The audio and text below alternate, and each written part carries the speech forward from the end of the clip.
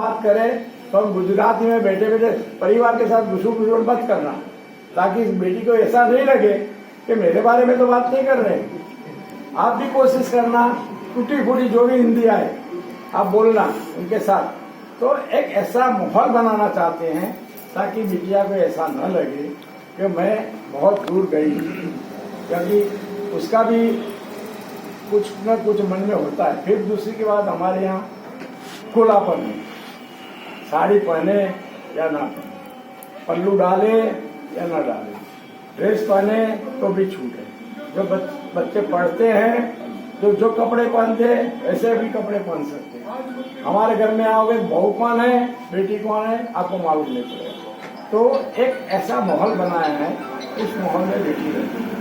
तो इस छोटी बेटी के माध्यम से भी देश को जोड़ना चाहते हैं, क्योंकि ये संबंध हमारा 100 साल का पुराना हो जाता है। तो इस माध्यम से भी हम देश को जोड़ सकते हैं।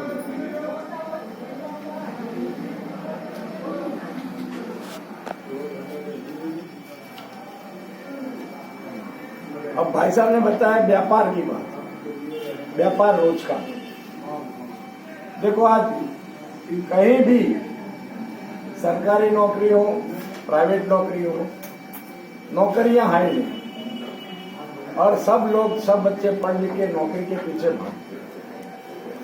क्योंकि इसलिए भागते हैं, आप लोगों का डीएनए नौकरी है, हमारा डीएनए बिजनेस है। आज गुजरात तरक्की इतना कर चुका है तो सिर्फ बिजनेस की वजह से। हमारे लड़के पढ़ते लगते, मगर हम नौकरी नहीं करेंगे। नौकरी करना गुलामी है, ये हम लोग मानते हैं। हमारे पूर्वजों ने हमको ऐसा सिखाया। नौकरी करना दूसरे की गुलामी करना, और बिजनेस करना 5 आदमी 10 आदमी जो भी करोगे आप उनको रोजी रोटी दे सकते हो।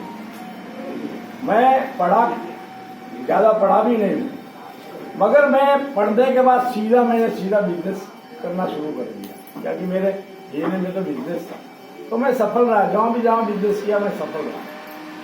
उसकी शर्त हमारी यही होती है कि अगर आप बिजनेस करना चाहो, जैसे कोई कपड़े का बिजनेस करता है, हम आपको पूरा सहयोग देंगे, मगर शर्त हमारी ये है, आप कपड़ा का बिजनेस करना चाहते हो तो 90 दिन कपड़े वाले की दुकान में नौकरी करनी पड़ेगी। जो भी कोई इंडस्ट्री करना चाहता है तो उसी टाइप की इंडस्ट्री में नौकरी करनी पड़ेगी, ताकि आप उनको वहां सीख सको, समझ सको, और उसके बाद अगर आप करोगे तो आप सफल पाओगे।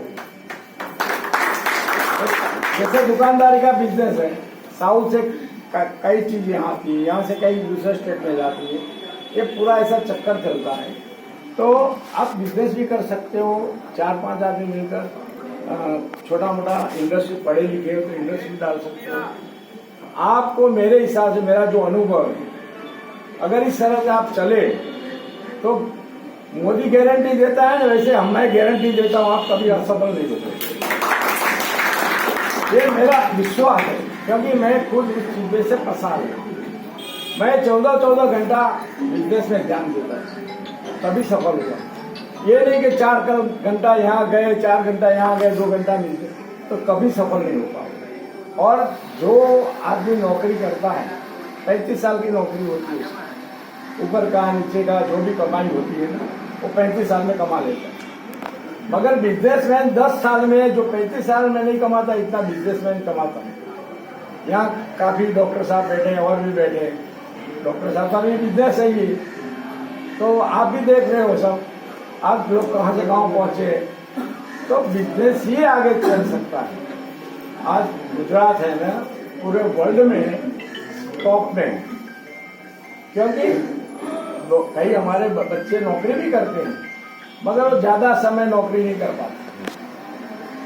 5 साल 10 साल उनका अच्छी पोस्ट है, गवर्नर भी चले गए, मगर जब ये नहीं उनका बिजनेस है तो वहां से भी रिजाइन करके बड़ा बिजनेस डालेंगे। बिजनेस भी, बड़ा बिजनेस भी आप डाल सकते हो। उसका मैं एक अनुभव आपको बता देता हूँ। मध्य प्रदेश के अंदर किसान तो 100% का एक डॉक्टर हाउस बनाया हुआ है। 100 आदमी को लिया, परसेंटेज लग के दिया, 1 लाख का 1% में ले। तो ये 15-20 साल से उनका एक प्रोजेक्ट है। आज सबके घर में 2-2, 3-3 लाख रुपए दिए, क्या बोलते हैं उसको, उसका उनको वर्षर मिल चुका है। ऐसी तरह लोग स्कूलें बनाते हैं, एक आदमी नहीं बना सकता। हमारे गुजरात में जमीन से पानी निकालने के लिए 1500 फुट से पानी लाना, एक बोरिंग करने में 20-25 लाख लगता है। किसान की ताकत नहीं, 10 किसान मिल जाते, 20 किसान मिल जाते और शेयर कर लेते हैं और खर्चा करके पानी निकाल के खेतों में दे सकते हैं। ऐसे मैं भी 2-3 जगह में पार्टनर बनाऊं किसानों को सपोर्ट करने के लिए। तो ये आगे बढ़ने के लिए देखो, बातें करने से किसी का पेट नहीं भरेगा। मैं बातें कर रहा हूँ तो आपका पेट भरने वाला नहीं है। अगर मेरी बात का गहराई से सोचोगे और उसका अमल करोगे तो आप भी रोजी रोटी मिलेगी, आप कई आदमियों को रोजी रोटी दे सकते हैं। इसीलिए हम ये जोर देते हैं सभी जगह सहायता हम करेंगे, आपको गारंटी देंगे। आप कोई भी काम करोगे गुजरात से है, उससे कोई मिलना जुलना तो हम बड़ी पार्टियों से मिलाएंगे। अब आपको एक दृष्टांत देता हूँ, कोई चीज आपने गुजरात से खरीदी, मेन जो प्रोडक्शन वाला है, यहाँ आते आते समझो उसको 30-40% मुनाफा बढ़ जाता है, क्योंकि 4-5 आदमी बीच में आते हैं, तब उस छोटे दुकानदार के पास वो माल जाता है। आपका उनसे डायरेक्ट हम कनेक्शन करा देंगे, लेन देन की जिम्मेदारी में हम नहीं पड़ेंगे। वो पहले साहब 2-3 अनुभव अच्छे नहीं हुए हैं, इसलिए हमने सोचा उनका रिश्ता बनाएंगे, उनकी कोई उनके साथ जिम्मेदारी लेंगे, आपका पैसा दिलवाने की जिम्मेदारी लेंगे, समाज को जाके वहाँ इकट्ठा करेंगे। कभी उन्होंने ऐसा किया, ऐसा अभी तक हुआ नहीं है, पहले हो चुका था। तो इस तरह से भी आप बिजनेस कर। अब अपने पाटीदार के पास पैसे की कमी नहीं, 4 दोस्त मिल जाए, 2 दोस्त मिल जाए, इस तरह से आप बिजनेस में आगे बढ़ो, हम आपको सपोर्ट करेंगे। अब रही महिलाओं की बात, आज देश में महिलाओं को भी 30% का मिला हुआ है और हमारे समाज में तो अब महिलाएं बहुत आगे बढ़ चुकी हैं। ये महिलाएं के लिए भी आप बहुत अच्छा काम है। हमारे यहाँ धरती परिवार करके महिलाएं संस्था चलाती हैं, 700 महिलाएं उसमें काम करती हैं। घर का काम करके 2-4 घंटा 5 घंटा जो भी मिलता है उनका रूटीन के हिसाब से वो संस्था में आती है। जैसे दिवाली आई या कोई त्यौहार आए तो मिठाइयाँ बनाते हैं। बाजार से प्योरिटी की गारंटी और बाजार से 30% 40% का कम रेट में फिर भी वो 30 करोड़ का ट्रांजेक्शन सामने करता है महिलाएं। तो ये महिलाएं भी मिलकर कर सकती है। हमारा महिला अधिवेशन था तो जो लता रुचिकर उसका प्रेसिडेंट है, उनको हमने दिखाया तो आप देख के जाओ, पूरा इंडस्ट्री दिखाया महिलाओं से बात करी, मीटिंग करवाई।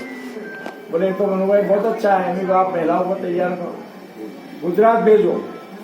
गुजरात आएंगे तो मेरी जिम्मेदारी उनको खाना रहना और जो सिखाई होती है वहाँ मतलब इंस्टीट्यूट में उनको सारे व्यवस्था में कर दूंगा। मगर शुरुआत में 2-3 जगह से लड़की आ जाए तो अच्छी है, कोई महिला आ जाए तो अच्छी है, बाकी ये जो सीख के आए फिर उसका यहाँ अमल करें।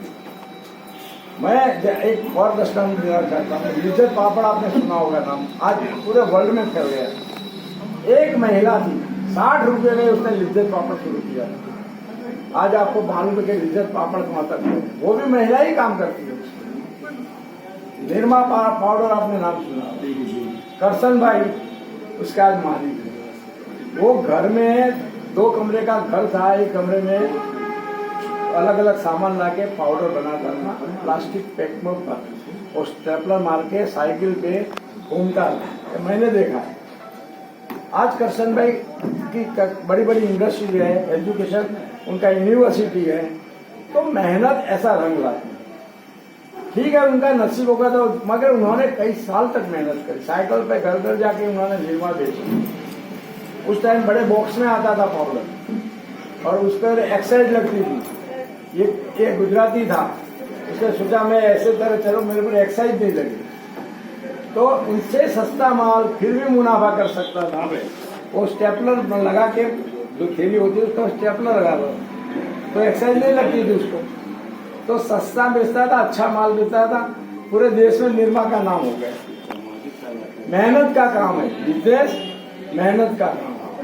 अगर 3 साल तक आप उसमें लगाकर 13-14 घंटे काम दोगे 100% सफल होंगे।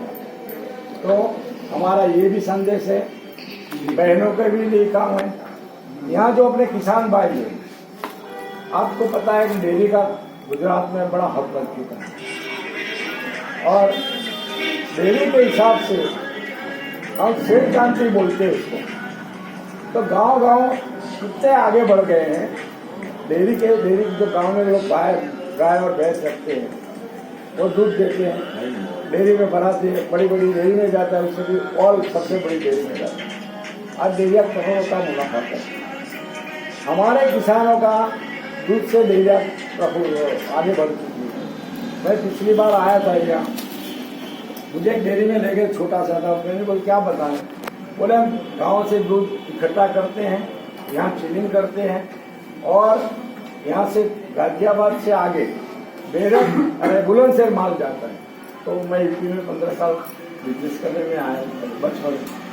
तो मैंने देखा बुलंदशहर इतनी, यहाँ से आप इलाहाबाद से वहाँ बेचते हो चिलिंग प्लांट्स का दूध, तो आप यहाँ की प्रोडक्ट नहीं बना सकते। बोले हमें अनुभव नहीं है। तो आप आइए, मैं 2 दिन के बाद गुजरात जा रहा हूँ, आप अपना टिकट बनाइए, आइए, मेरे से कांटेक्ट करिए। अपने समाज की बहुत बड़ी मैं डेयरी में ले जाऊँगा, उनसे मीटिंग करवाऊँ और आप जितने प्रोडक्ट्स बनाओ। मगर ये बातें हम बताते हैं, वो भाई आज तक नहीं आए गुजरात, 2 साल हो गए। हमारा तो आपको रास्ता दिखाना है, उस रास्ते से आपको चलना पड़ेगा। आप चलना ही नहीं चाहो, कभी कुछ करना ही नहीं है, तो जीवन में आप सफलता प्राप्त नहीं कर सकते। तो इस तरह से अगर कोई आपको कोई बात है पूछनी है, तो जैसे वहाँ हीरा उद्योग है, फिर सबसे ज़्यादा बुरा मत मानना, मैं पहले से आपसे क्षमा चाहता हूँ। अपने बिहार में जो कुर्मी परिवार है, तो मैं सबको नहीं बोल सकता हूँ, मगर ज़्यादातर वो मौसारी, शराबी। अगर ये आपके घर में 2 चीज रहेगी, ये तो शैतान चीज है, आपका दिमाग भी घुमा देगी। और ये हमारा खुराक नहीं है, ये मौसारी खुराक हमारा नहीं है। आप ब्याह शादियों में भी ये काम करते हो, जो नहीं खाना चाहते उसको भी खिलाते हो। ये धीरे, मैं ये नहीं कहा आज ही बंद हो गया, धीरे धीरे आप समाज का जागृति लाके उसको बंद करिए।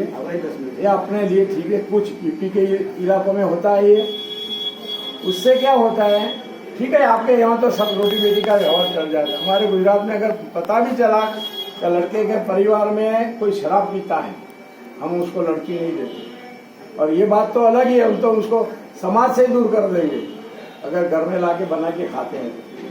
अगर क्योंकि हम कौन हिंदू है, सनातनी है, सनातनी होने के साथ हम ये चीजें हमारे ठीक है, हमारे पूर्वजों ने हमारे साथ डाला है, उसका हमें हैबिट पड़ गया है, मगर ये समाज के लिए, आने वाले बच्चों के लिए बहुत बुरा है। और दूसरी बात मैं समाज के लिए ये कहना चाहता हूँ, हम आदमी मृत्यु हो जाने के बाद वो जो भी आप भोजन का नाम देते हो, मैं तो उसको प्रेत भोजन बोलता हूँ।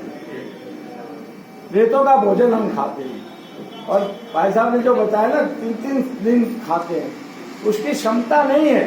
मुझे बहुत, मेरा बात दृष्टांत में लखनऊ में इनके घर गया, बोला पटेल साहब मैंने 2 बीघा जमीन बेचा, और गांव वाले बोले नहीं तू हमारे घर खाना है, मेरे बाप को खाना है, तुझे खिलाना पड़ेगा।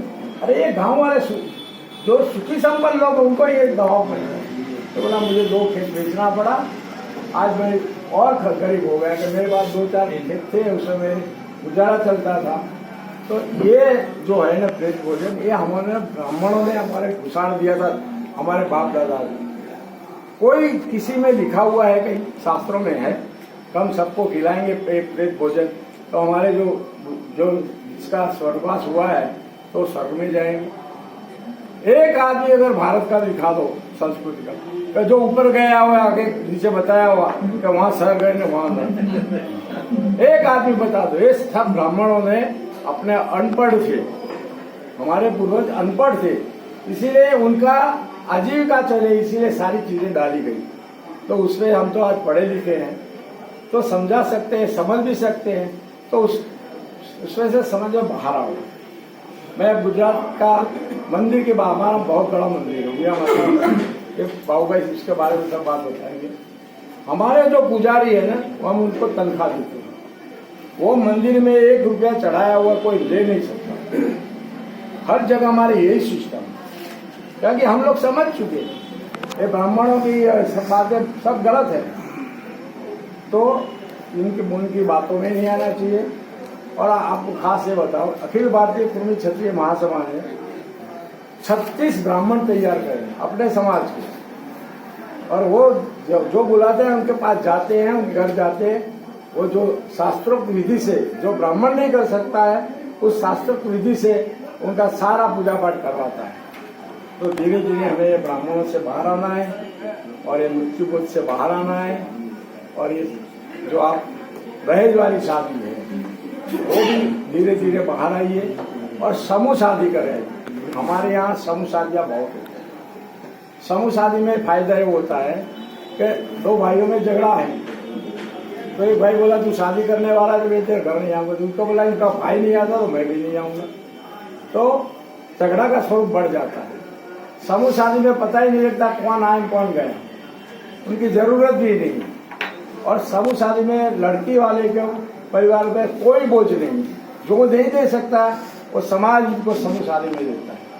तो ये गुजरात में समूह शादी का भी प्रभाव है। करोड़ों रुपया खर्च करके भी शादी करने वाले, मगर वो करो आपको 2 करोड़ करो 5 करोड़, मगर समाज को, तो वो समाज को पैसा देते हैं। अभी मेरी 10 तारीख को ऊंझा में समूह शादी है, 19 बच्चियों की एक साथ शादी, 55 लाख लोगों ने हमें दिया, चलो ये समूह शादी पर खर्चा करो। एक आदमी ने 35,000 रुपया एक लड़की को दिया, बोले उस लड़की को उसके बाप से पैसा नहीं लेना पड़े, वो शादी में आने के लिए तैयार होने में जो खर्चा होगा ये खर्चा मैं दे रहा हूँ। किसी को सोने की चीज़ दिया, किसी ने चांदी की चीज़ दिया, किसी ने और चीज़ दिया, तो उसका बाप नहीं दे सकता है इतना सामान समूह शादियों में होता है। गुजरात में सबसे पहले समूह शादी मियां माता में हुआ था, तो मेरी बहन को मैंने उसको समूह शादी में लगाया था। ये नहीं कि हम बातें करते हैं, ये प्रेत भोजन है। मेरी दादी गुजर गई थी, गांव वाले बोले इतने सुखी संपन्न लोग हैं और किसी को भोजन नहीं दिया। हमने बोला उस टाइम 500 रुपया खर्चा होता था। हमने बोला बच्चों के लिए 500 रुपया स्कूल में देंगे, बाकी हम आम लोगों को नहीं खिलाएंगे। तो समाज का जो आगेवन बन के बैठा है उनको ही आगे बढ़ना पड़ेगा, ताकि छोटा आदमी उनके साथ चलेगा। छोटा आदमी करने जाएगा तो बड़े आदमी उसको मार देंगे, खा जाएंगे। तो बड़े आदमी जो समाज के बड़े बड़े नेता बन के बैठे हैं, उनको ये आगे आके समाज को बचाना चाहिए। आपको उसके बारे में कुछ बात करें, पूछ सकते हो, कोई सी बात हो सके मैं जवाब दूंगा।